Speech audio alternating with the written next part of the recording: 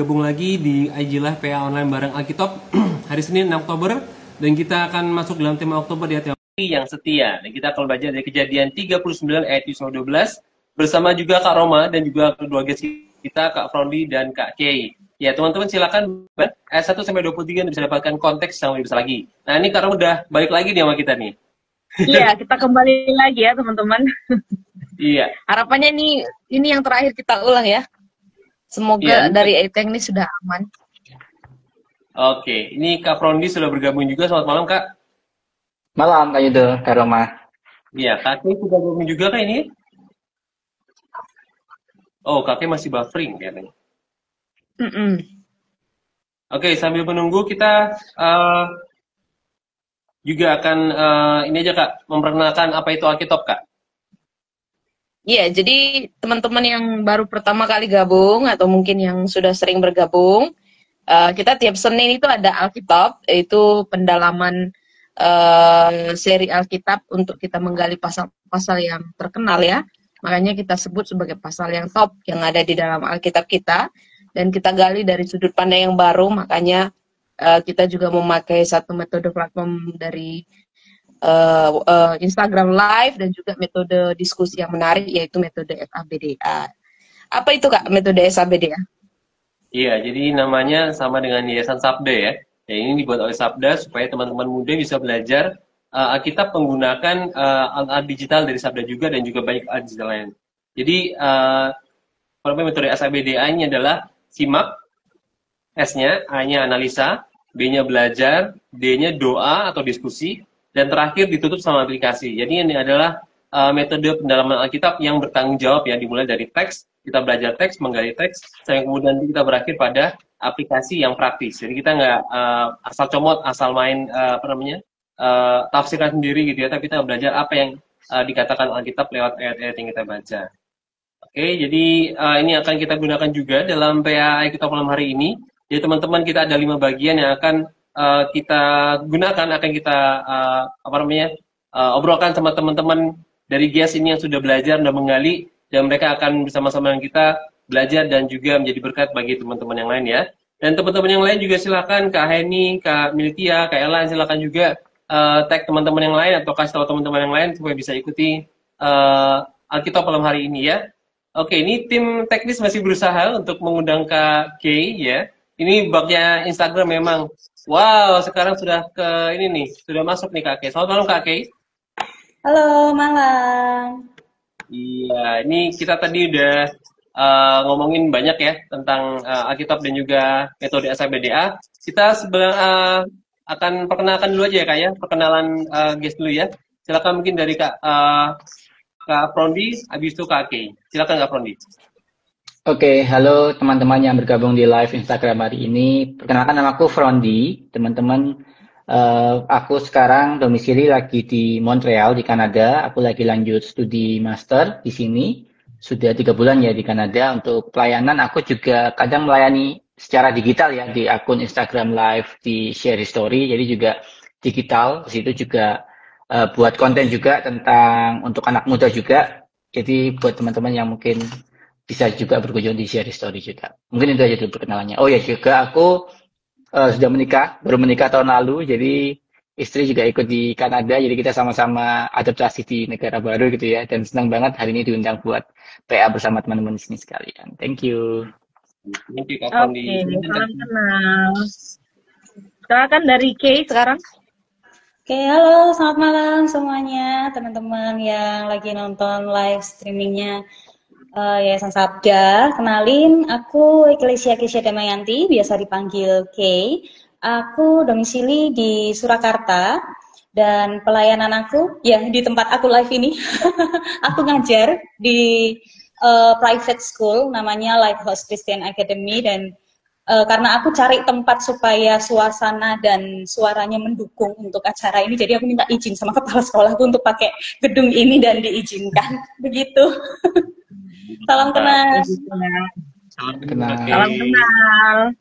Oke, terima kasih untuk perkenalnya teman-teman ya. Dan nanti ada saya Roma dan juga Kak Yudo yang akan memandu sebagai host dalam acara Alkitab 1 jam ke depan. Dan kita akan segera mulai ya untuk kegiatan Alkitab kita hari ini. Nanti teman-teman dipersilakan untuk bisa bergabung pastinya setiap Senin kita ingatkan, silakan ikut nanti untuk share komentar, untuk share respon terkait ayat-ayat yang sedang kita gali ya. Jadi tidak hanya menyimak tetapi juga ikut ber-PA bersama dengan kita berempat. Oke, kita akan segera mulai dengan doa pembukaan. Saya minta Kak Yudo ya bisa membuka dalam doa. Oke, mari kita berdoa teman-teman. Bapak Surgawi, kami ucap syukur untuk waktu ini kami boleh kembali berkumpul di Instagram ini untuk belajar tentang firman Tuhan.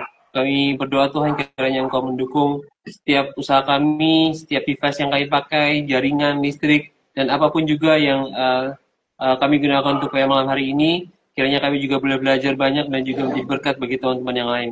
Tuhan, kami berdoa untuk banyak hal yang mungkin kami harus pelajari dan kami harus pahami kembali dari ayat-ayat maupun kisah-kisah yang kami kenal atau familiar. Dan kami percaya Tuhan, Roh-Mu yang akan membukakan bagi kami dan akan menolong kami untuk hidup sesuai dengan firman Tuhan ini.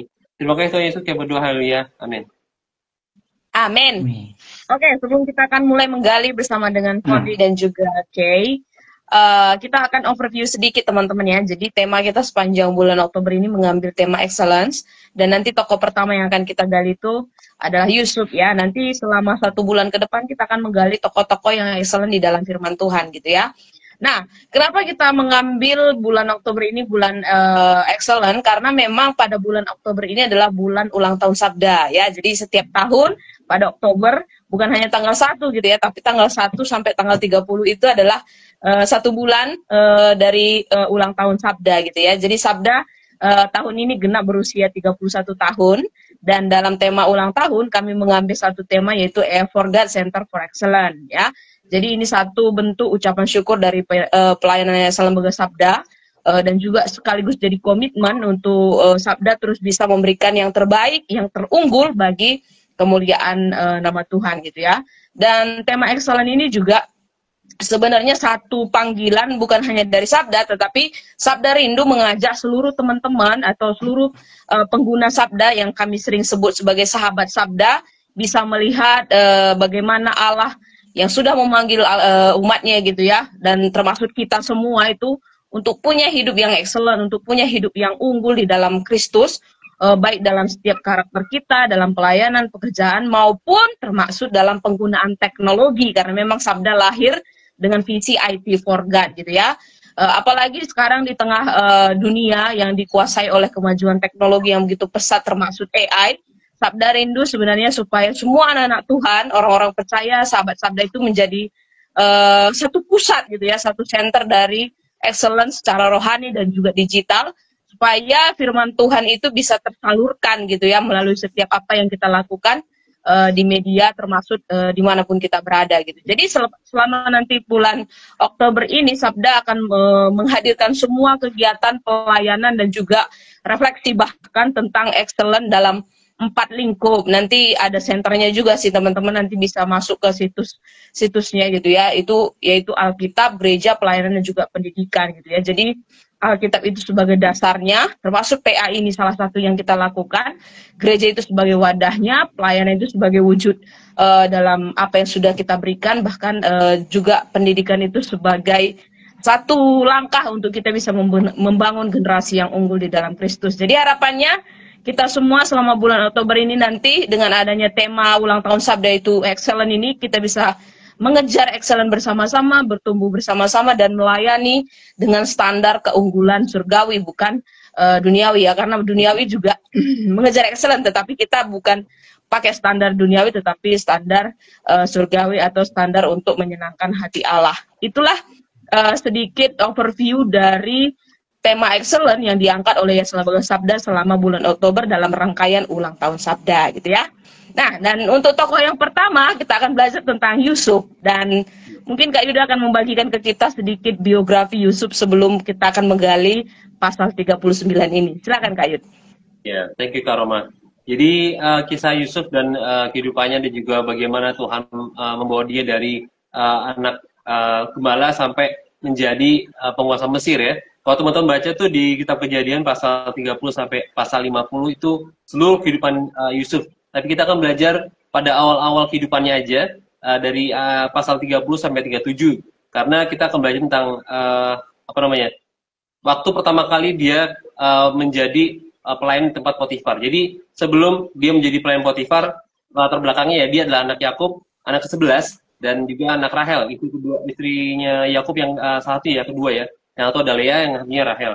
Nah kemudian dia karena anak terakhir biasanya dia akan jadi kesayangan ayahnya, dan dia betul-betul menonjol, dia diberikan apa namanya, tugas yang ringan, kemudian diberikan jubah yang warna-warni, yang mahal, yang indah gitu ya, sehingga menjadi kecemburuan bagi saudaranya. Dan lebih lagi dia juga punya mimpi-mimpi yang apa namanya, itu bisa dibilang visi, tapi juga bisa dibilang juga sebagai satu hal yang mungkin bikin kakak-kakaknya dan keluarganya jadi iri.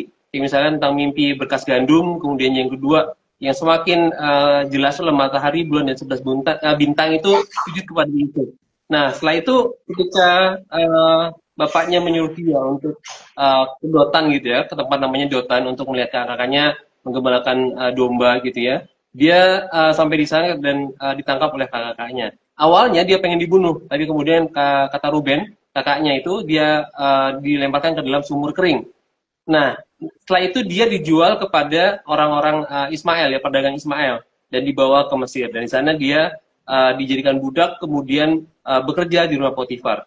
Jadi teman-temannya ini, saudaranya ini sungguh nggak suka sama si Yusuf, dan juga bahkan mereka rela untuk membohongi orang tuanya, ayahnya itu, dengan apa namanya, jubahnya Yakub tadi koyak-koyak, kemudian diberikan darah kambing gitu ya, sehingga seolah-olah dia sudah mati begitu ya. Nah ini adalah perjalanan Yusuf ketika dia di Mesir, dan bagaimana dia akan berhadapan dengan satu tantangan terbesar dalam hidupnya ketika apa namanya, godaan-godaan atau pencobaan itu dihadapkan kepada dia. Jadi kita akan membaca dari Kejadian 37 ayat 7-12.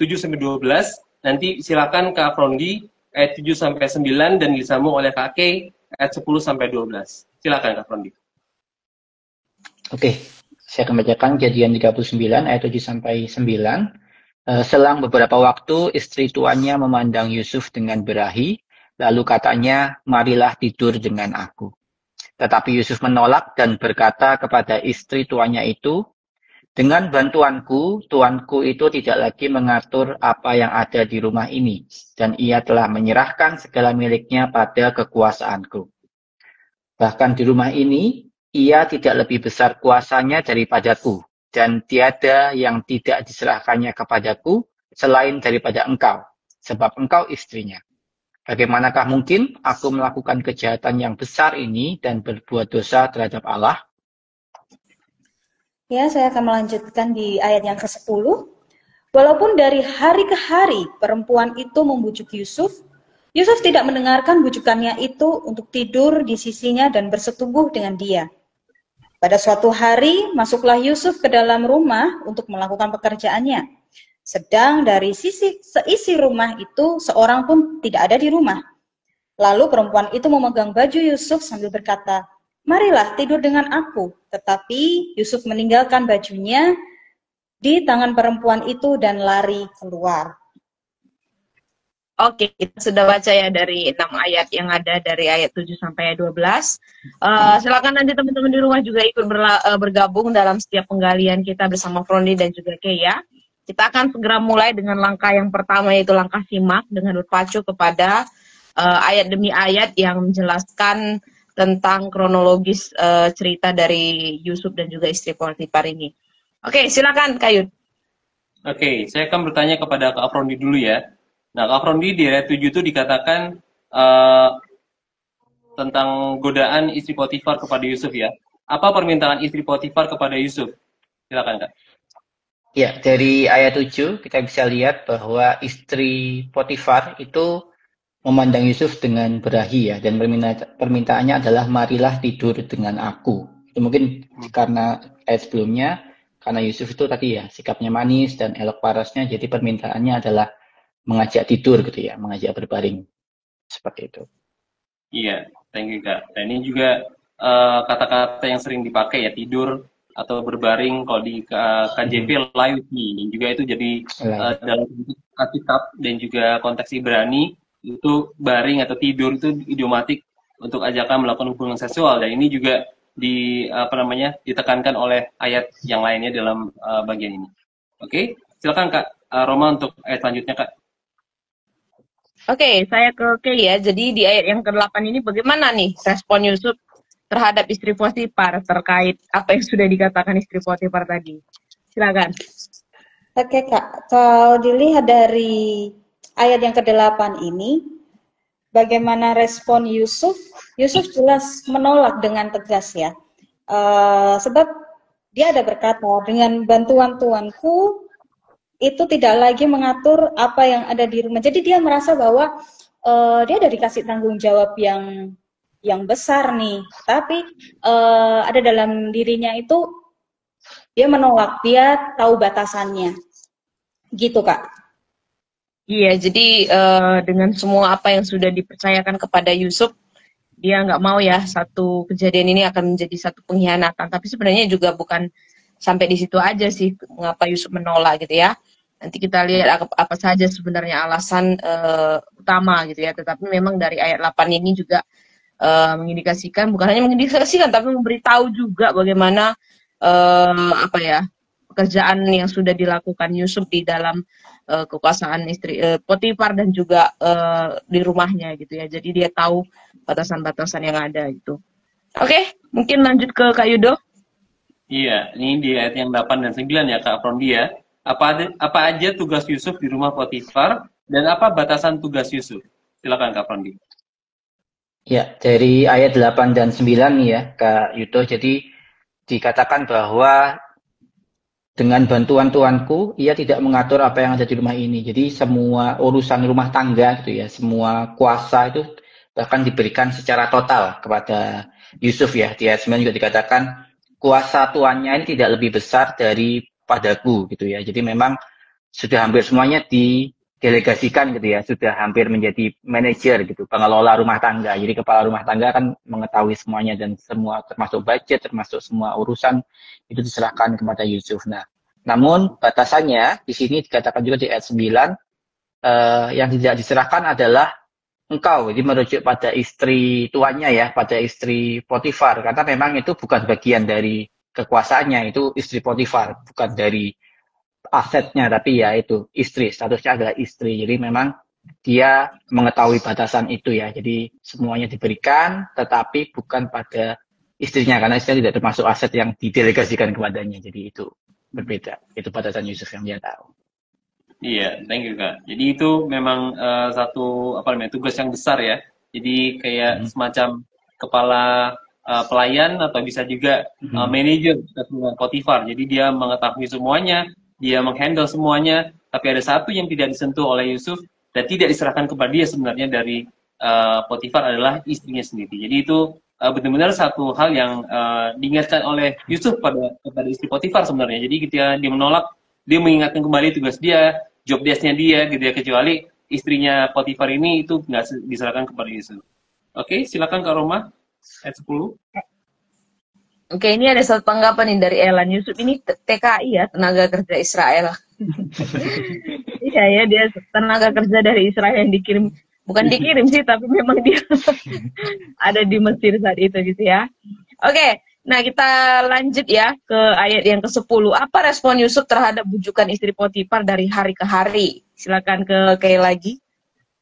Oke, kita lihat di ayat yang ke-10, bagaimana respon Yusuf terhadap bujukannya Potifar.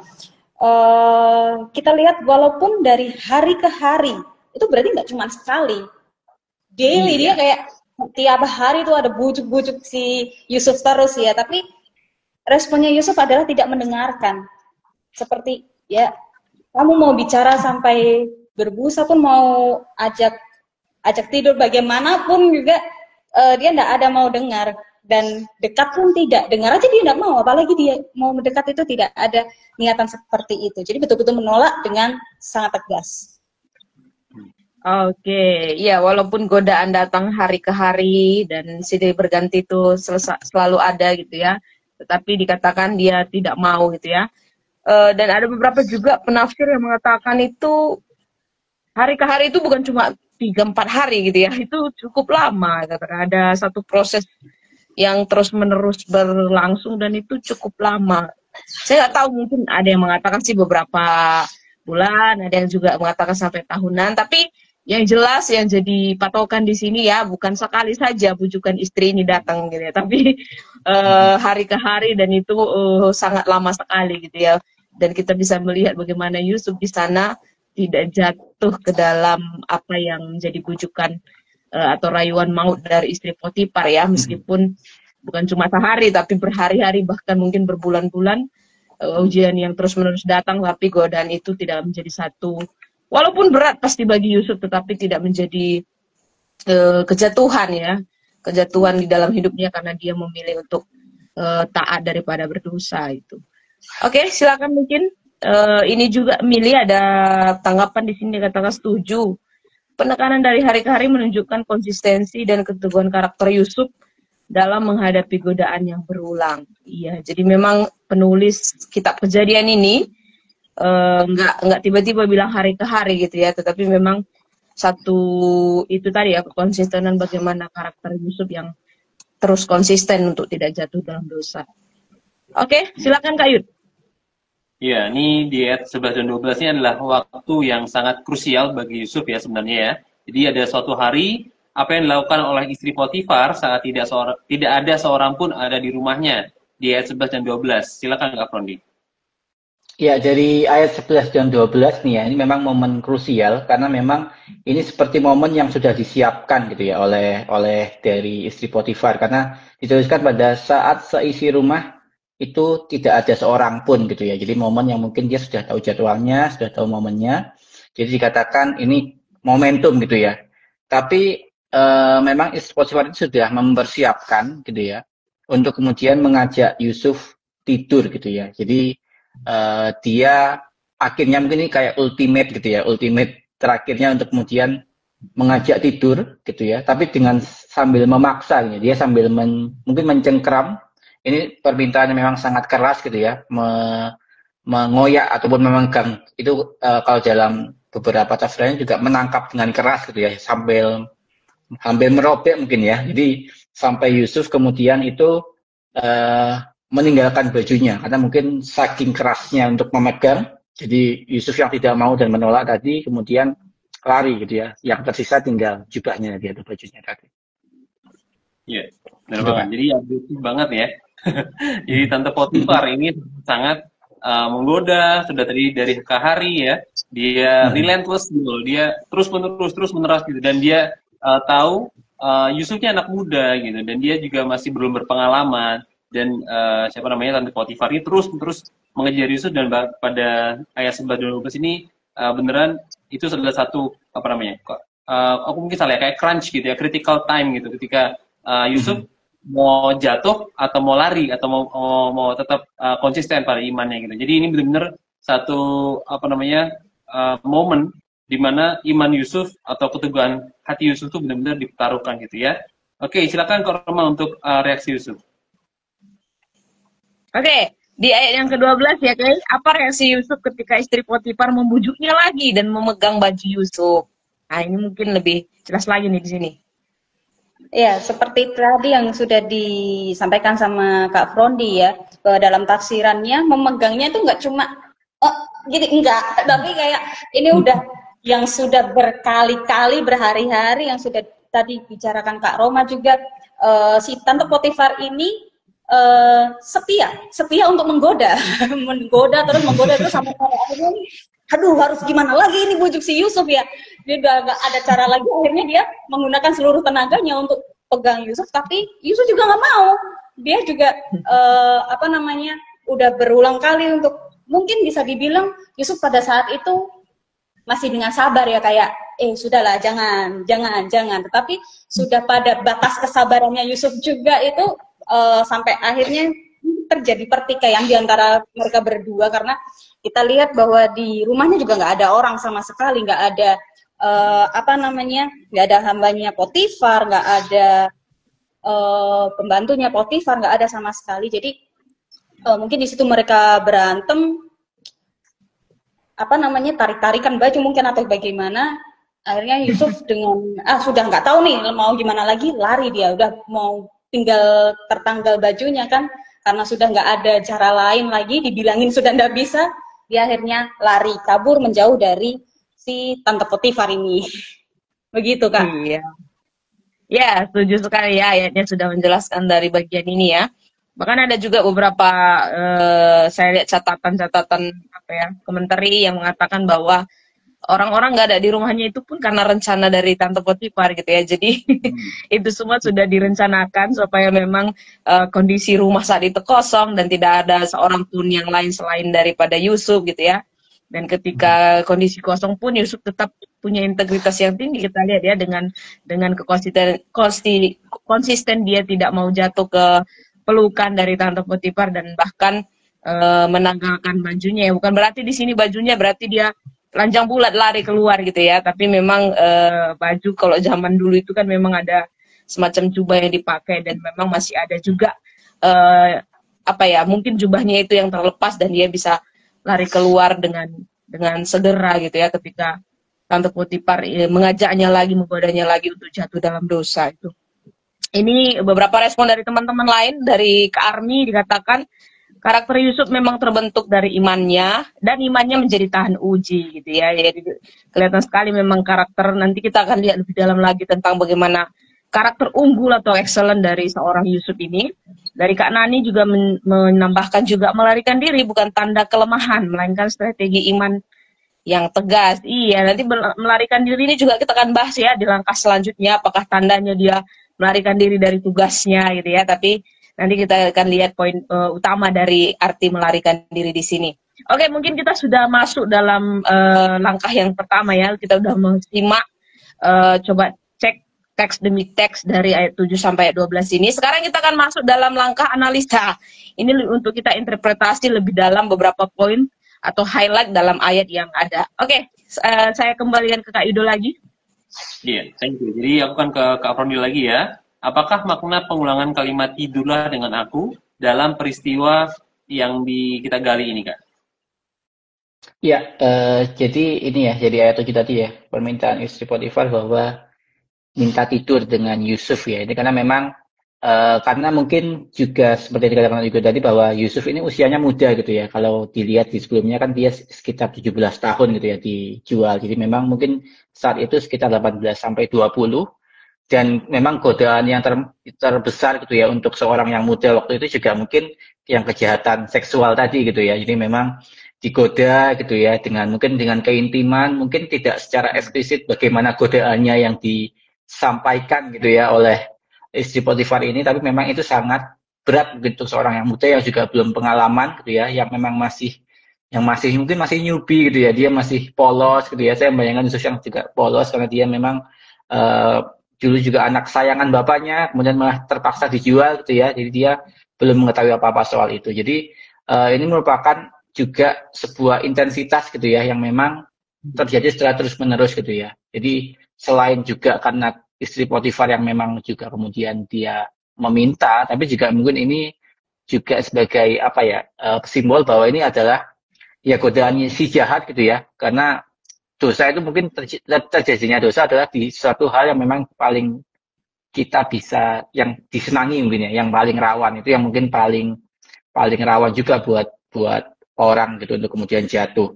Jadi bagaimana kemudian kita terjatuh, kemudian kita akhirnya bisa ya melawan Allah gitu ya. Jadi sebuah permintaan kecil saja gitu ya, tidurlah dengan aku, sangat juga menyerang gitu ya, menyerang titik yang memang bisa membuat orang muda ini jatuh. Nah, disitulah dikatakan bahwa pengulangan tadi adalah seperti dosa ataupun godaan yang terus datang gitu ya ke manusia gitu ya, untuk menyerang titik-titik terendahnya ataupun titik-titik di mana dia bisa jatuh. Apalagi itu dosa yang kemudian mungkin favorit untuk beberapa orang gitu ya, dosa seksual. Banyak yang mungkin menganggapnya biasa saja, tapi disinilah titik di mana kesetiaan dan integritas Yusuf diuji, begitu Pak Yudo. Iya, benar banget. Jadi kalau di Alkitab itu kalau kata-kata diulang berkali-kali itu dia juga menekankan satu hal yang penting, yang berbobot, yang patut diperhatikan gitu ya. Dan dalam kisah ini memang itu adalah hal yang paling jadi konflik gitu ya dalam kehidupan Yusuf gitu. Kalau tadi aku sempat cari waktu Yusuf 17 tahun dia dijual ke perbudakan. Kemudian ketika dia umur 30 tahun, dia diangkat sebagai pemimpin Mesir gitu ya. Jadi dan Yusuf itu juga di dalam penjara tuh 2 tahun. Jadi ketika dia bekerja di rumahnya Potifar, itu sekitar 11 tahun atau waktu mungkin ketika dia dipenjarakan itu sekitar umur 20-an ya, 27 atau 26 gitu. Jadi benar-benar umur yang lagi apa namanya? Mencari jati diri juga, pengen juga coba ini dan itu. Tapi di sini kita melihat integritas Yusuf ya, dia bisa menahan intensitas dan tekanan dari Tante Potifar, bahkan ketika dicengkram bajunya dia rela gitu untuk melepaskan, bahkan lari dari apa namanya godaan itu ya. Jadi benar-benar menunjukkan sifat-sifat Yusuf yang sangat apa namanya ingin menjaga kemurnian kesuciannya dia. Oke, Karoma ada tambahan kah? Ya, setuju sih.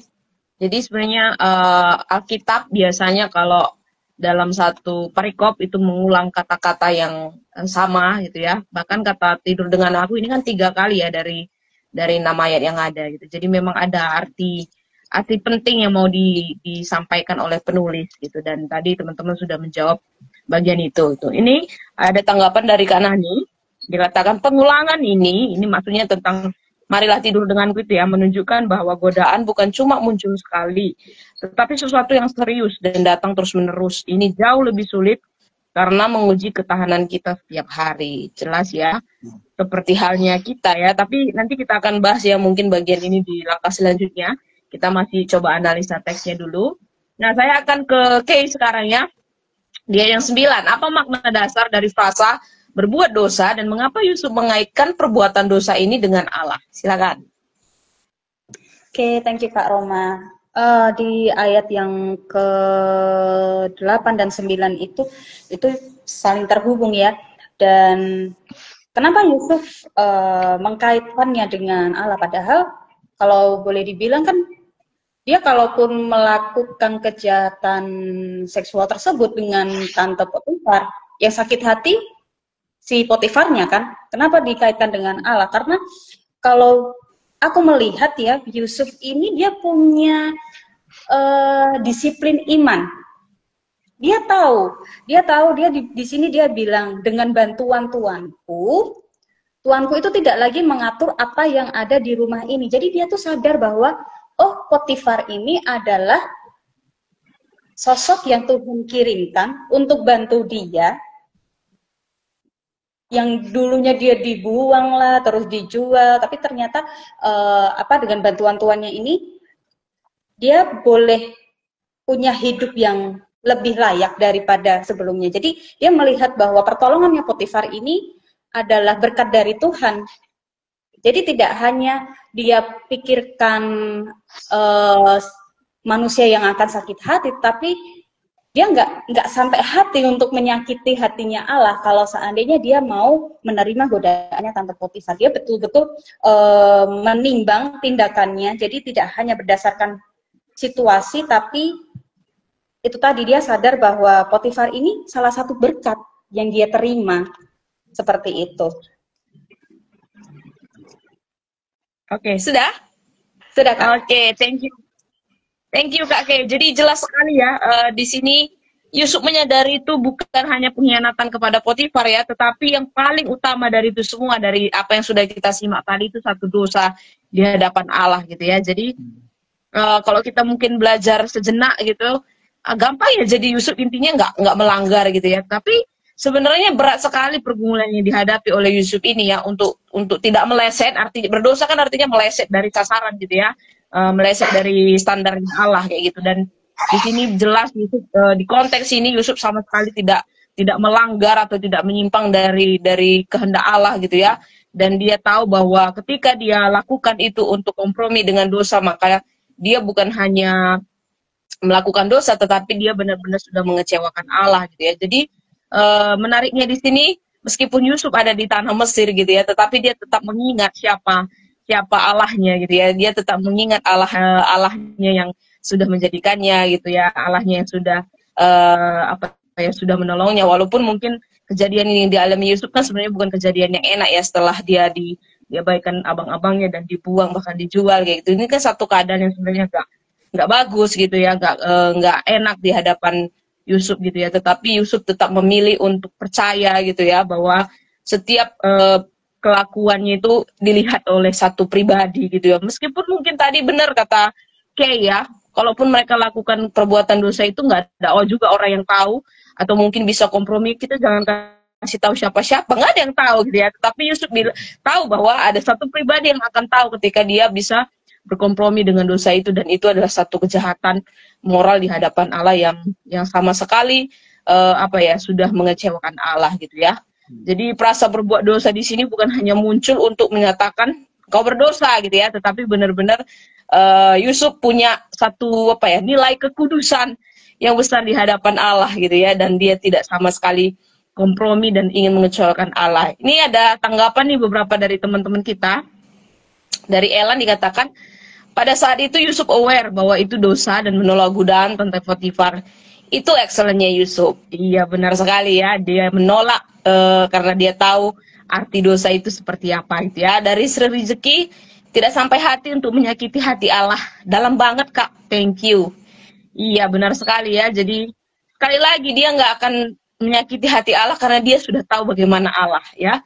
Orang akan gampang menyakiti hati Allah kalau belum mengenal siapa Allahnya. Tetapi kita menarik melihat bagaimana Yusuf yang mengenal Allahnya dengan begitu dalam, sehingga dia tidak mau menyakiti Allah karena dia tahu itu satu kejijikan di hadapan Allah.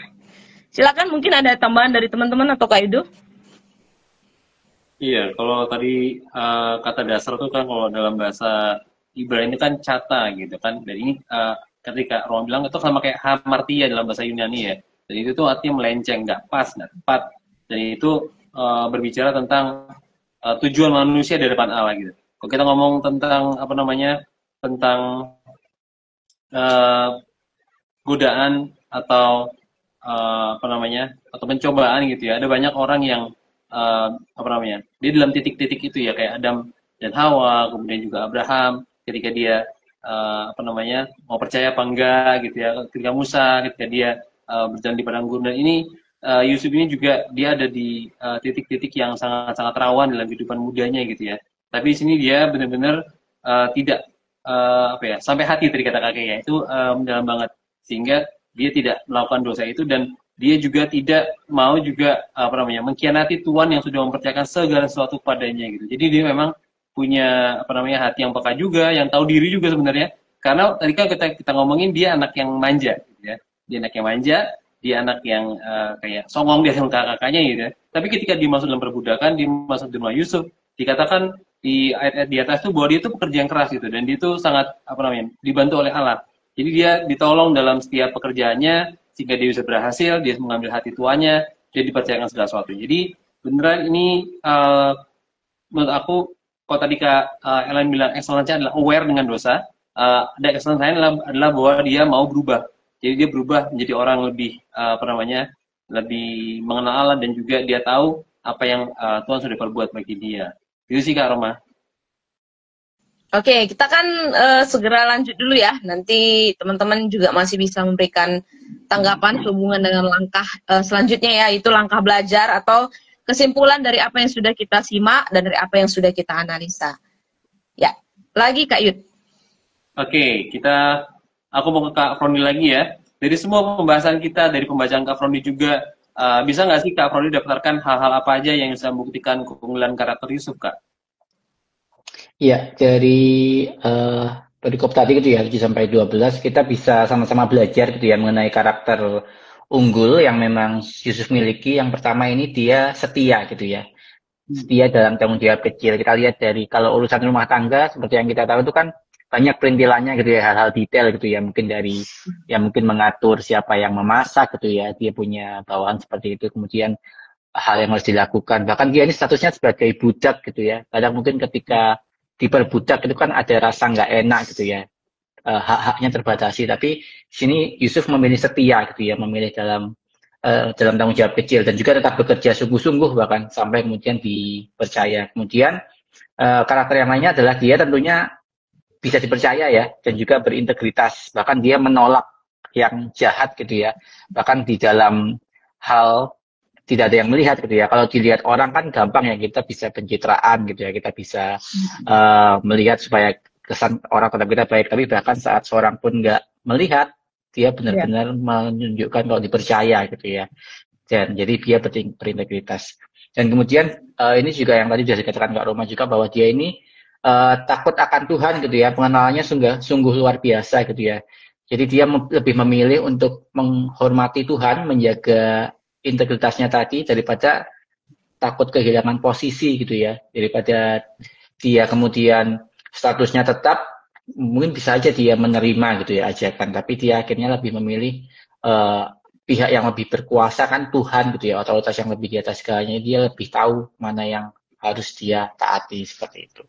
Dan yang keempat, ini juga yang mungkin aku juga banyak belajar, bahwa dia tidak kompromi dengan dosa gitu ya, tidak membiarkan sekalipun hal kecil yang mungkin menjadi celah itu kemudian masuk gitu. Jadi menjaga kesucian, kemurnian, dan tidak kompromi dengan dosa. Itu mungkin itu yang bisa aku pelajari kali ini.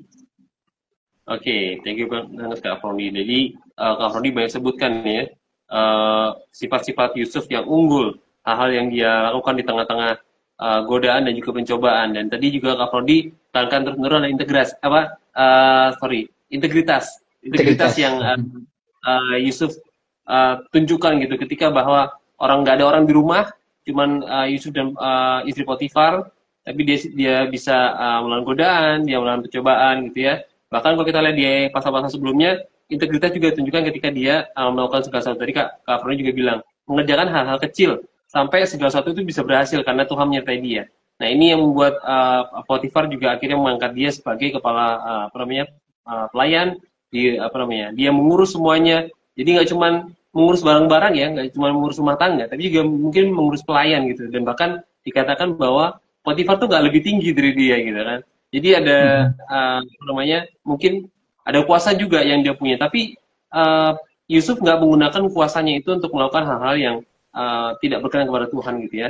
Dia sadar itu dosa. Tadi Kak Elan bilang ya, bahwa godaan dari istri Potifar itu adalah hal yang berbahaya, yang bagi dia tuh membawa dia kepada ketidakkudusan. Jadi dia melakukan hal yang drastis untuk lari dengan meninggalkan jubahnya saat digoda oleh istri Potifar. Jadi itu adalah saat yang kritis bagi Yusuf, dan juga dia adalah orang yang berintegritas. Jadi dia menolak segala sesuatu yang tidak sesuai dengan nilai-nilai imannya dia ya.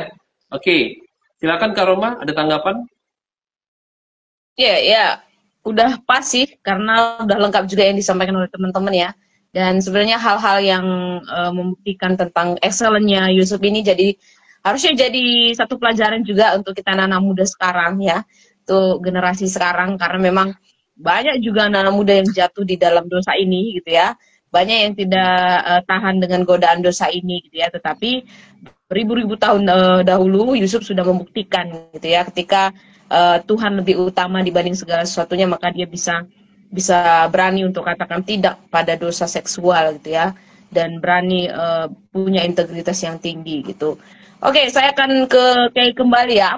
Apakah tindakan Yusuf melarikan diri, kalau dilihat dari ayat 12 ini tadi, menunjukkan bahwa dia itu orang yang tidak setia kepada pekerjaannya, atau sebenarnya gimana? Oke, thank you Kak Roma. Ini menarik ya. Menariknya dalam hal begini. Dia waktu dijual, kemudian dibeli sama Potifar ini, dia kan bertahap ya. Pekerjaannya itu kan bertahap. Kita kalau baca perikopnya full, itu kan segala sesuatu yang Yusuf kerjakan itu beres, berhasil, dan oke. Dan itu yang membuat Potifar itu jatuh hati nih. Jatuh hati dalam artian seneng nih sama hasil kerjanya si Yusuf. Ya. Dan dia diberi tanggung jawab untuk manage semua nih hamba-hambanya Potifar ini yang ada di rumahnya.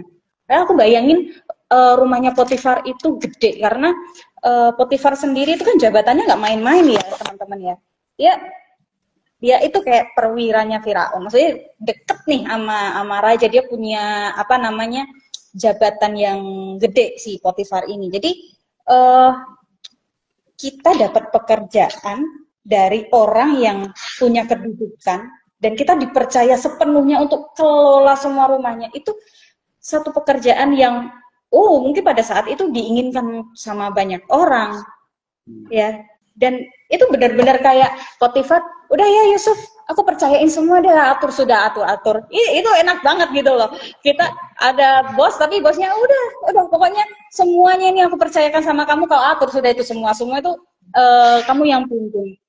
Ya, itu adalah satu pekerjaan yang diinginkan banyak orang, itu kita diberi kepercayaan sebegitu besarnya. Tapi pada peristiwa di perikop ini, pada akhirnya Yusuf melarikan diri. Kenapa dia melarikan diri? Karena dia sadar bahwa apa yang terjadi dalam hidupnya, apa yang sudah dia alami, apa yang dia terima, itu semuanya berkat dari Tuhan. Semuanya Tuhan yang kasih. Jadi kalau sesuatu yang membuat Yusuf pada akhirnya merasa nggak nyaman, ya dia tinggalkan, sekalipun dia harus kehilangan pekerjaannya dia, yang kehilangan kepercayaan yang Potifar berikan, dia kehilangan pekerjaannya. Dia merelakan itu karena satu hal, dia tahu bahwa Tuhan itu lebih dari pekerjaannya dia saat ini. Si Yusuf itu dia tahu dia pergi pada saat itu, pada saat situasinya itu sebenarnya situasi yang nyaman sebenarnya ya. Kalau si Yusuf mau ikut bujukannya si Tante Potifar itu ya, nggak ada saksi mata sama sekali, nggak ada orang di situ. Sebenarnya kalau Yusuf mau berbuat dosa bisa, tetapi Yusuf karena dari tadi ya, dia punya disiplin moral, dia punya disiplin iman, dia tahu dia nggak sampai hati untuk nyakiti hatinya Tuhan, jadi dia memilih pergi, dalam artian dia tinggalkan itu dosa, dia tinggalkan itu godaan-godaan. Dia memang melarikan diri, tetapi dia melarikan diri menuju pada hadiratnya Tuhan. Dia melarikan diri dari dosa, bukan dari pekerjaannya, dari tanggung jawabnya untuk mengurus rumahnya Potifar, tapi dia pergi meninggalkan hal yang akan membawa dia pada kehancuran.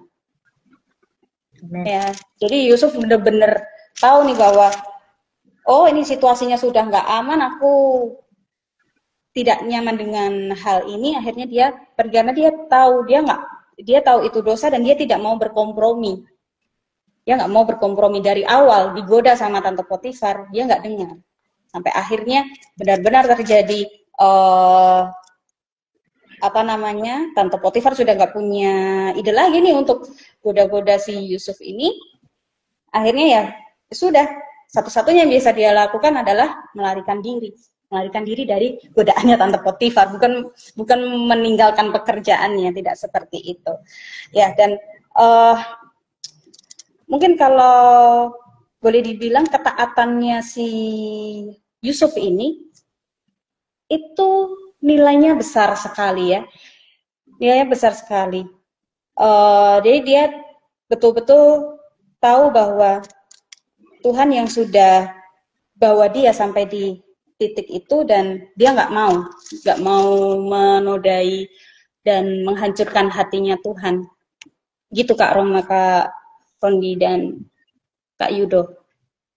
Oke, terima kasih. Ya, sementara tadi Kay menjawab, ini udah banyak tanggapan yang masuk ya. Karena kayaknya ayat ini, penggalian ini menarik sekali. Ini saya bacakan dulu ya, dari Mili mengatakan bahwa berani mengambil langkah drastis untuk menghindari godaan dosa. Ini excellent-nya Yusuf. Terus Kak Armi juga mengatakan teguh dan konsisten menjaga kekudusan diri. Ya, menambahkan juga excellent-nya Yusuf. Terus dari Kak Mili menjawab pertanyaan ini tadi ya, tidak ya. Jadi apakah dia meninggalkan pekerjaannya? Tidak. Yusuf tetap setia pada pekerjaannya, tapi menempatkan kesetiaan kepada Allah lebih tinggi daripada segala pekerjaan. Setuju ya? Dan dari Kak Jimris juga menyatakan bahwa pertanyaan apakah tindakan Yusuf melarikan diri dia yang tidak setia pada pekerjaannya, bukan berarti Yusuf tidak setia, tapi Yusuf ini masih percaya ke Tuhan dan menjunjung tinggi konsep pengudusan, hukum Taurat dan Tuhan. Kalau hukum Taurat sepertinya belum ada ya. Belum ada di situ hukum Taurat ya. Yusuf masih mengerti tentang apa itu kebenaran. Yusuf percaya sama Tuhan dan memiliki sikap takut sama Tuhan. Oke, dari Kak Armi, Yusuf tahu betul mana perintah yang harus dia kerjakan, yaitu melakukan hal yang tidak mendukakan hati Allah dan mencemari kekudusan dirinya. Dari Kak Armi juga, melarikan diri bukan berarti tidak setia, karena kesetiaan itu bukan sama dengan menuruti semua permintaan. Yusuf tahu betul mana permintaan yang harus dia turuti dan mana yang tidak harus dituruti. Apalagi kalau hubungannya sudah berbicara tentang dosa ya, udah pasti tidak dituruti. Iya, jadi menarik sekali ya. Jadi dari pertanyaan ini tadi kita bisa melihat ya, kehilangan pekerjaan atau kehilangan satu hal di dunia ini bukan berarti kita bisa akan kehilangan segala-galanya, tapi kehilangan segala-galanya itu kalau kita berdusta, kalau kita menyakiti hati Tuhan kita, dan ini yang tidak Yusuf lakukan ya. Bukan berarti Yusuf tidak setia ke kerjaannya, dia pengecut dengan pekerjaannya, enggak. Bahkan di ini tindakan ini sebenarnya menunjukkan bahwa Yusuf adalah tokoh yang sangat berani gitu ya, tokoh yang sangat punya iman, tokoh yang sangat punya integritas dengan menomorsatukan Allah di atas segalanya. Ini Kak Lisbeth, semua orang juga menambahkan Yusuf melarikan diri dari dosa. Ketika melarikan diri, konsekuensinya besar. Kalau Yusuf memikirkan dirinya sendiri seperti demi jabatan atau pekerjaan, tapi karena cintanya kepada Tuhan lebih dari segalanya. Setuju ya? Dan dari Kak Rebecca, cukup banyak ini tanggapannya. Justru menunjukkan kesetiaan dan integritas kepada Tuhan dan tuannya, bukan ketidaksetiaan pada pekerjaan. Sehingga dia melarikan diri dari godaan dan situasi yang tidak bermoral, adalah bentuk tindakan tegas untuk menjaga moralitas dan menunjukkan kesetiaan, terutama dalam konteks Yusuf yang ingin tetap setia kepada Tuhan dan juga Tuhannya. Oke, terima kasih teman-teman yang sudah menanggapi ya, dan semua jawaban ini sangat mendukung dari apa yang kita gali dalam langkah belajar ini ya. Jadi kita sudah bisa menyimpulkan bagaimana excellent-nya, bagaimana keunggulan dari seorang Yusuf ini di perjanjian lama ini, dan kita bisa melihat ketika dia melarikan diri bukan berarti dia tidak setia dengan kerjaannya, tetapi ini menunjukkan satu kesetiaannya malahan ya, kebalikannya dia setia kepada Tuhannya gitu, karena tidak mau mengotori hidupnya dengan dosa. Sekarang kita akan masuk langkah yang berikutnya. Di langkah diskusi ya, saya akan ke Kak Frondi sekarang. Mengapa Yusuf menganggap kesetiaan kepada Allah lebih penting daripada kehilangan pekerjaannya? Silakan Kak Frondi. Iya, ini menarik gitu ya, dan kalau dikonteskan ke keseharian sangat nyambung dan relate gitu ya. Karena di sini ya Yusuf lebih baik kehilangan sesuatu yang sementara gitu ya. Pekerjaan yang diberikan Yusuf, ya Yusuf tahu bahwa itu hal yang kemudian cuma temporer. Jadi dia lebih memandang bahwa relasi dan ketaatan atas Allah itu segalanya gitu loh ya. Kalau aku boleh berefleksi sih, memang mungkin ketika orang dalam pekerjaan gitu ya, dia mengejar career growth gitu ya, pengen promosi, pengen dapat naik gaji, tapi kemudian mungkin banyak yang terjadi sekarang ya, mungkin memanipulasi gitu ya, kemudian banyak orang berbohong sedikit gitu ya, mungkin ingin menyenangkan atasan atau seperti apa, dia mengubah sedikit supaya tidak kelihatan, supaya dia kemudian segera promosi. Nah ini tantangan yang relate gitu ya, bagaimana mungkin banyak orang yang melihat pekerjaan di atas Tuhan gitu ya, mungkin dia melihatnya, oh ini yang menghidupi aku gitu ya, semuanya butuh uang untuk kemudian aku hidup gitu ya. Itu yang mungkin menjadi godaan bahwa kemudian kita melihat ini sesuatu yang kemudian bisa saja menggantikan Allah, menjadi Tuhan baru gitu ya. Nah ini kembali lagi kemudian pada pilihan gitu ya. Mungkin kalau Yusuf tadi, mungkin kalau disimpulkan ini pilih karir atau kebenaran nih gitu ya. Kalau kita kadang memang tidak simpel ketika kemudian orang butuh perenungan panjang gitu ya, mau milih karirnya tetap maju tapi harus manipulasi sedikit, atau pilih kebenaran yang mungkin dia kadang harus kehilangan pekerjaan. Tapi akhirnya kita belajar dari Yusuf bahwa dia membuat sebuah langkah gitu ya, yang mungkin banyak orang melihatnya ini sebagai hal kemunduran gitu ya. Tapi ini kemunduran sementara sebenarnya, bukan jangka panjang, karena kita diajari sebagai anak Tuhan, kita mainnya long game gitu ya. Kita lihat tujuan akhirnya, end goal-nya kita adalah ikut Tuhan. Jadi nggak masalah kita mundur sementara, menurut dunia itu mundur, tapi ini adalah sebuah langkah yang sebenarnya maju gitu ya. Karena kita tetap mempertahankan apa yang menjadi karakter kita, bisa mempertahankan karakternya untuk kemudian dia mau untuk menjaga integritas di dalam nama Tuhan. Jadi ini adalah sebuah pilihan yang memang tidak dari Yusuf sendiri tentunya. Dia mempelajari itu dari kebenaran firman Tuhan. Dia tahu bahwa pilihan yang sekarang ini rugi menurut dunia, tapi keuntungan yang di mata Tuhan gitu ya. Karena dia menjaga integritas. Jadi dia mungkin kehilangan sedikit sementara gitu ya. Tapi kita lihat kisah setelahnya bahwa dia terus diangkat Tuhan gitu ya. Bahkan terus diangkat sampai menjadi Perdana Menteri gitu ya. Orang nomor 2 di Mesir. Jadi itu yang kemudian bisa kita pelajari bahwa ketika kita dipertaruhkan antara kebenaran dan karir kita, ingat karena kita memiliki tujuan jangka panjang, yaitu untuk memuliakan nama Tuhan. Jadi sekarang kita tahu akan pilih yang mana. Gitu kayak gitu Kak Roma. Amin. Terima kasih Kak Frondi ya, sangat menekankan sekali tentang kesetiaan kepada Allah ini memang jauh lebih utama. Dan dari apa yang Kak Frondi sampaikan ini saya menganggap bahwa dalam mengikut Tuhan ataupun terkait pekerjaan ternyata nggak ada area abu-abu ya. Saya ikut Tuhan, tapi saya juga bekerja, tapi menambahkan sedikit bumbu-bumbu kecurangan dalam pekerjaan ya gitu ya. Nah, itu sebenarnya tidak boleh ya. Jadi dalam pekerjaan kita harus juga excellent, dalam mengikut Tuhan kita juga harus excellent gitu ya. Jadi tidak ada area yang tengah-tengah ya, tidak ada area yang area abu-abu lah yang saya bilang ya. Jadi kedua-duanya harus benar-benar berpusatkan kepada Allah, dan kesetiaan itu sangat penting sekali gitu ya. Dari Kak Nani ini menambahkan bahwa Yusuf punya tujuan hidup yang jelas. Yusuf nggak terjebak oleh kesenangan sesaat. Dia fokus pada rencana hidupnya dan percaya Tuhan punya rencana yang lebih besar. Setuju ya? Dia tetap mengenal siapa Allahnya, dan menurutku identitas inilah yang Yusuf bawa sampai dia ke Mesir ya. Memang ada beberapa kelemahan Yusuf kalau kita belajar dari kehidupannya sebelum masuk Mesir gitu ya. Tetapi Mesir membuatnya lebih dewasa dan lebih mengenal siapa Tuhannya gitu ya. Bahwa dia adalah hamba Tuhan dan dia punya satu identitas yang harus ditunjukkan ke orang supaya orang lain juga melihat siapa Allah Israel yang sebenarnya gitu. Silakan Kak Yuda, mungkin ada tambahan? Ya, aku cukup, tapi aku akan ini lanjut ya dengan pertanyaan sebelumnya, pertanyaanku ini. Jadi tadi kita udah ngebahas tentang banyak karakter dan juga sifat-sifat Yusuf yang unggul gitu. Nah, sekarang aku akan tanya kepada Kak Kay, kira-kira apa rahasia memiliki karakter kesetiaan yang unggul seperti Yusuf, Kak Kay? Silakan.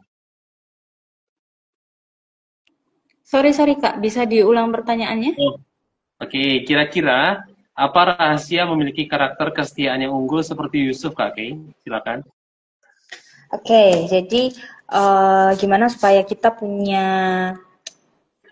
kesetiaan yang unggul seperti Yusuf?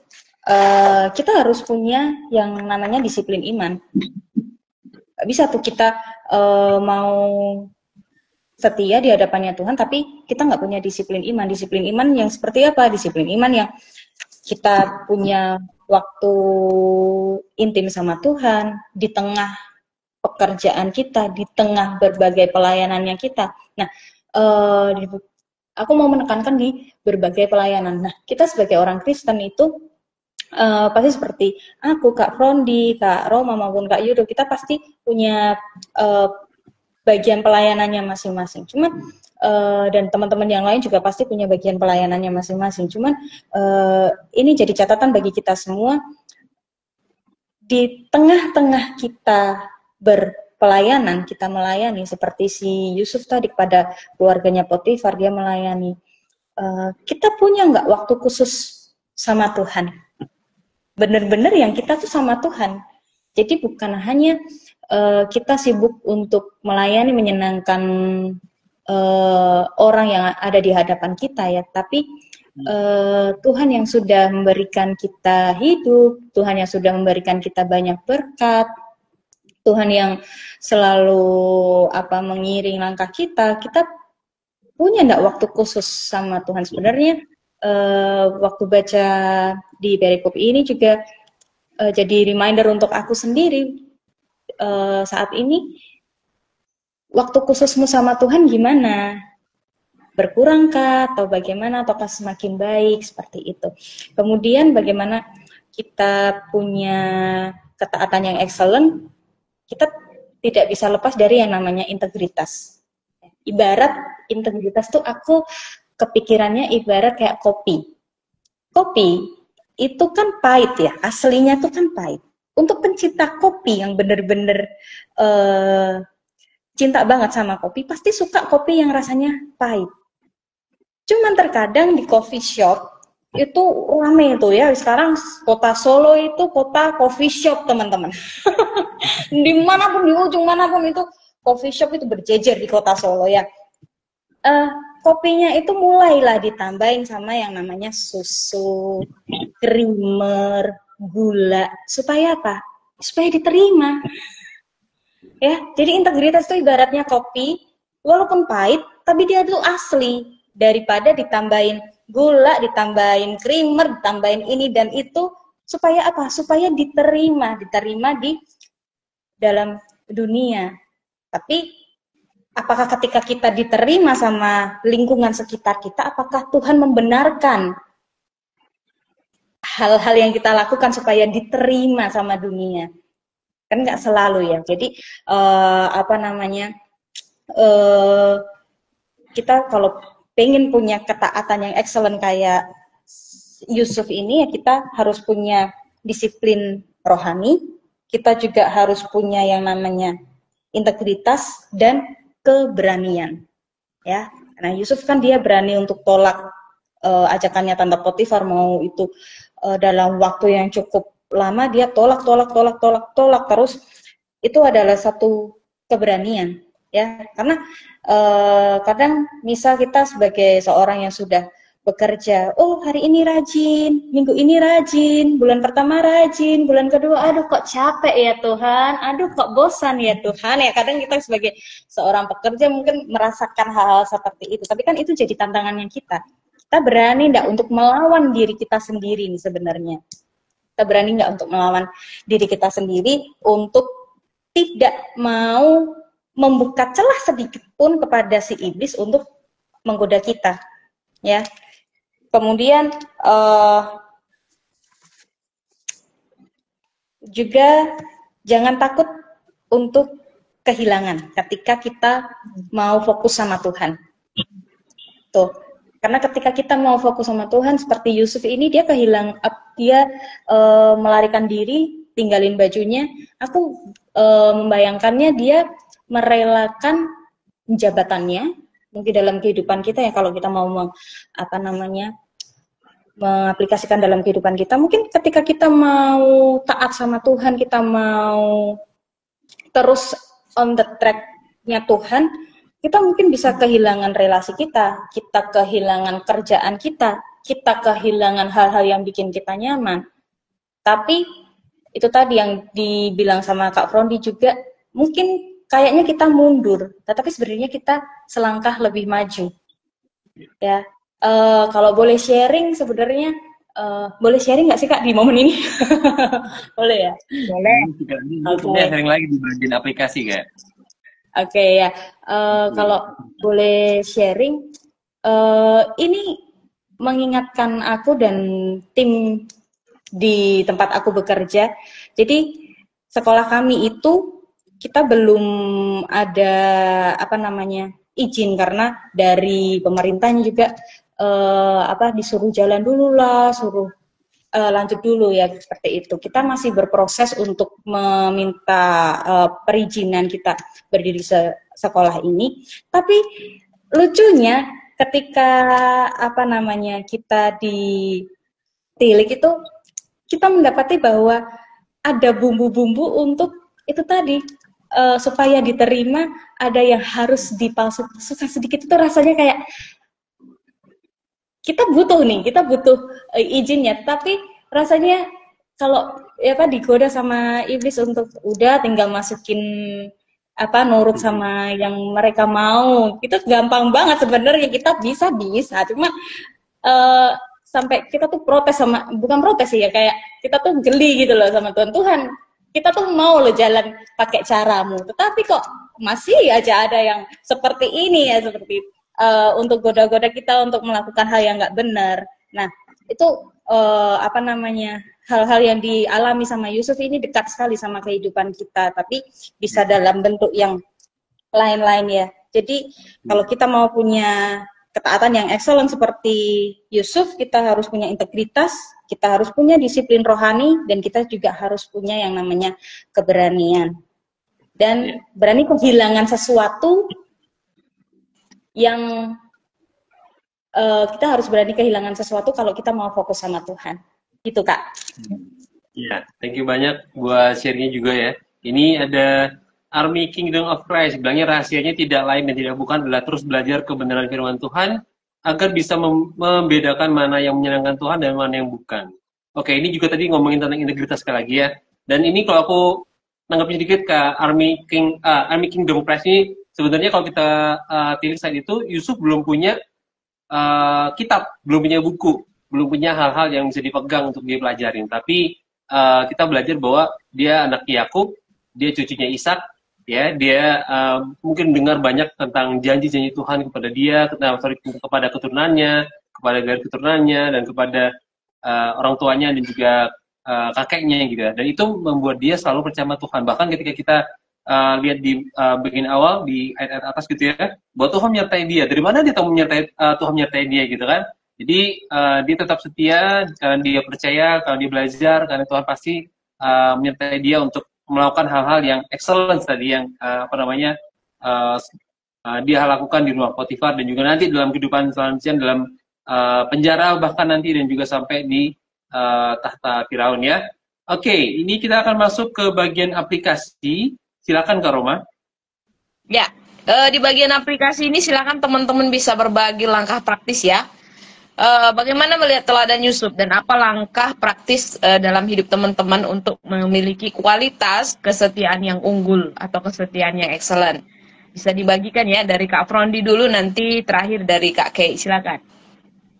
Ya, terima kasih Kak Roma. Ini masuk ke aplikasi ya. Kalau dari aku tentunya belajar untuk kemudian membangun relasi gitu ya. Tentunya kalau aku mau melakukan untuk mereview lagi gitu ya, untuk membangun ketaatan dengan saat teduh di pagi hari tentunya, yang lebih lebih deep gitu ya. Jadi menjadikannya prioritas karena memang kita ini seringkali hal yang kecil ketika kita bangun tidur kita refleks lihat notifikasi atau doa dulu nih gitu ya. Jadi itu satu keputusan awal sebenarnya dalam hidup kita yang memang bisa kita bangun pelan-pelan. Kalau aku tadi seperti itu, jadi bangun, melek gitu ya, doa dulu, jangan langsung buka HP. Ataupun matiin alarm boleh deh, cuma matiin alarm terus doa gitu ya, jangan langsung lihat notif siapa yang ngechat ataupun siapa ya gitu. Nah kemudian adalah menjaga ini ya, menjaga apa yang kita lihat ya, dalam hal ini menjaga media gitu ya, supaya tontonan yang kita lihat, apalagi sekarang di era sosmed itu kan godaannya luar biasa gitu ya, bahkan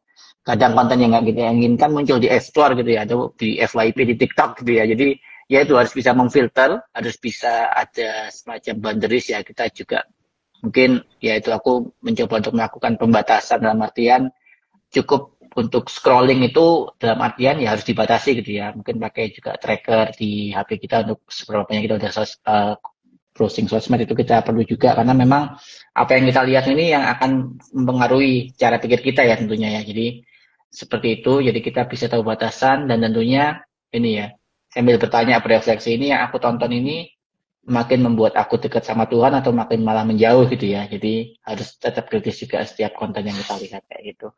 Nah kemudian aku belajar dari Yusuf untuk kemudian setia pada perkara kecil tadi ya. Jadi yaitu mengerjakan tugas yang apa yang sekarang diberikan kepadaku. Dan aku sekarang sebagai student gitu ya, lagi studi lagi. Jadi yaitu setiap tugas kecil, setiap kuis ataupun setiap ya related dengan perkuliahan harus benar-benar juga dilakukan dengan excellent tadi ya. Jadi nggak meremehkan, nggak sekedar juga kemudian nanti apa adanya gitu. Kita kan harus menjaga standarnya kan. Dalam beribadah iya, ikut Tuhan iya, tapi dalam hal tanggung jawab yang diberikan kita juga tetap jaga standar excellent tadi juga. Karena kita sebagai anak Tuhan yang terakhir, nah ini mungkin yang memang ini ya, mungkin Yusuf waktu itu tidak punya komunitas juga ya. Dia sendirian di Mesir berjuang sendiri. Cuma kalau aku sadar bahwa kalau sendirian itu berat, maka aku akan mau terus untuk hidup juga dalam komunitas rohani juga. Karena memang butuh dikuatkan juga, kemudian juga butuh doakan. Untuk saat ini sudah ada juga kelompok kecil di sini gitu ya, di Montreal, kemudian juga di pelayanan digital, di Share Story juga tergabung juga dengan kelompok digital. Jadi butuh juga untuk saling menguatkan, karena itu aku sadar bahwa sangat lemah kalau sendirian gitu ya, bisa kemana-mana bakal jadi, karena juga nggak ada tahu. Jadi mungkin tetap setia dalam kelompok kecil dan komunitas rohani tadi. Itu Kak mungkin yang aplikasi yang aku akan lakukan setelah PA ini. Baik, terima kasih Kak Frondi. Gimana dengan Kak Kay? Silakan.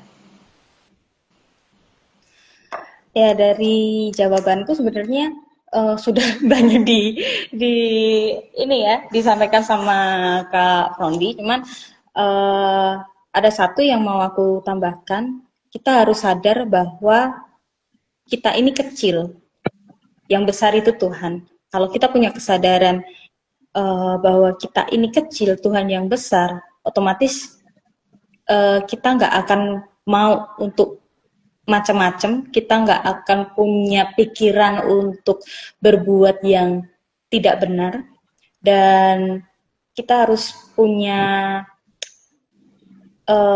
kebiasaan untuk cinta sama Tuhan. Jadi memang Tuhan yang lebih dulu cinta sama kita, tapi kalau dari kitanya udah cinta nih sama Tuhan, dengan benar-benar, dengan sungguh-sungguh, kita pasti nggak mau kok nyakitin hatinya Tuhan. Kita sama pasangan kita aja, kayak yang mungkin sudah menikah atau yang punya pacar, kita sayang sama mereka, kita sayang sama anak-anak kita sayang sama orang tua kita mungkin ya.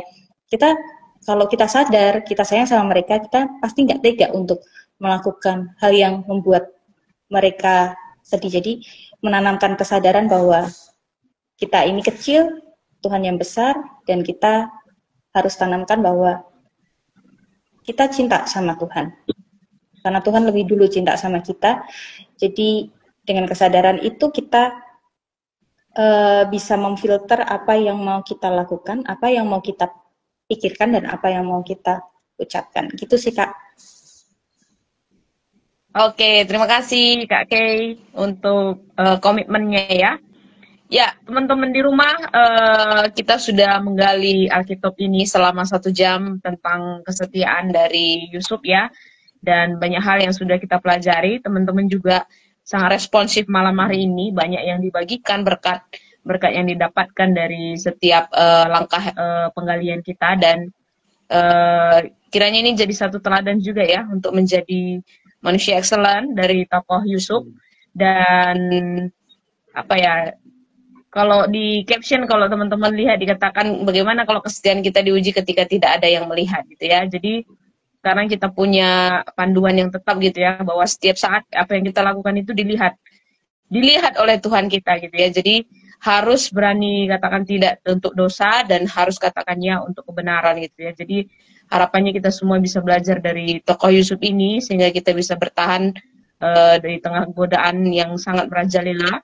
Zaman sekarang ini sangat banyak sekali godaan yang terjadi. Ini hanya salah satu godaan ya, untuk seksual gitu ya. Tapi sekarang ini banyak godaan-godaan yang lain yang bisa mendatangi kita.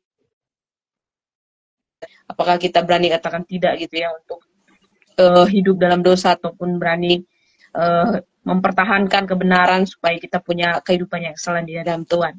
Ya, mungkin itu yang bisa kita bagikan malam hari ini. Kak Yudo akan menutup ya dalam kesimpulan sebelum kita akan berdoa bersama. Silakan Kak Yudo. Oke, dari PA malam hari ini kita belajar sama Kak Frondi dan juga Kak Kay, bahwa dari karakter Yusuf itu kita belajar tentang integritas, tentang ketulusan, tentang kesetiaan kepada Tuhan, dan juga menjadi teladan ketika kita memilih kekudusan, meskipun harus kehilangan segalanya secara manusiawi. Dan kita sebagai anak Tuhan, kita juga dipanggil untuk meneladani sikap Yusuf yang excellent di hadapan Tuhan, excellent di hadapan manusia, dan juga kita saat ini ya, pada era AI, era digital, kita bisa belajar untuk takut akan Tuhan dengan kayak tadi Kak Frondi ya, PA setiap hari memilih yang benar, dan juga menolak dosa dengan tegas. Bahkan kita harus setia juga dalam hal-hal yang Tuhan percayakan kepada kita. Jadi itu benar-benar jadi satu kayak pelajaran buat kita supaya kita hidup berkenan di hadapan Tuhan, berkenan di hadapan manusia, dan juga jadi berkat pastinya bagi banyak orang. Itu dari aku Kak Roma. Silakan. Oke, ini ada tanggapan terakhir ya dari Kak Armi. Singkat saja, aplikasinya adalah say to no to sin, say yes to God comments. Bertinggal dalam kekudusan dengan tidak coba-coba terhadap dosa ya. Harapannya aplikasi ini bisa diterapkan ya Kak Armi ya. Dari Kak Eklesia, harga sebuah ketaatan adalah terkadang kehilangan sementara. Ya, setuju sekali ya. Oke teman-teman, kita akan segera tutup akhiri untuk acara Alkitab kita malam hari ini. Oke, kita akan tutup segera dalam doa ya. Mari kita bersama-sama berdoa. Saya minta kesediaan Kak Frondi bisa menutup dalam doa. Baik Kak, mari kita berdoa. Tuhan Yesus, terima kasih Tuhan untuk malam hari ini kami boleh bersama belajar Tuhan untuk bisa menjadi excellent. Ampuni kami yang terkadang masih kompromi Tuhan dengan segala celah kecil yang terbuka. Kami mau belajar Tuhan untuk mau mengikut Tuhan dengan integritas yang benar. Bahkan ketika seorang pun tidak melihat, kami mau belajar untuk setia kepada Tuhan, untuk melihat sebagai suatu hal yang terus kami pegang sepanjang hidup kami. Berkati untuk setiap studi kami, setiap hal yang menjadi tanggung jawab kami, setiap pekerjaan kami, agar kami bisa menjaga standar excellent di hadapan orang lain juga Tuhan, agar mereka melihat kemuliaan Tuhan di dalam kehidupan kami. Biarkan kami terus bertumbuh di dalam-Mu Tuhan, kami mau belajar untuk makin serupa seperti-Mu. Terima kasih untuk Roh Kudus yang selalu menuntun kami sepanjang harinya. Di dalam nama Yesus, kami berdoa dan mengucap syukur. Haleluya. Amin. Amin, amin. Oke, terima kasih. Sampai ketemu di Alkitab minggu depan ya. Kita pamit. Bye. Salam AYOPA. Bye. Terima kasih. Tuhan berkati. Dan kami ingatkan, minggu depan kita masih bertemu ya dengan tema excellent. Tapi kita akan belajar dari tokoh Esther. Siapa yang nggak tahu Esther ya? Kita akan belajar tentang topik hati yang berani. Bagaimana Esther memiliki keberanian yang excellent dalam memilih kebenaran. Jadi silakan tetap teman-teman bisa aktifkan notifikasinya untuk bisa bergabung di PA Alkitab dan mengikutinya sampai selesai ya. Kalau ingin menjadi guest seperti Kay dan juga Kak Frondi, silakan kontak kita Ayo PA ataupun mungkin akun Sabda lainnya, nanti kita akan follow up. Teman-teman jangan takut, berani seperti Yusuf ya untuk bisa belajar bersama-sama, bertumbuh bersama-sama gitu ya.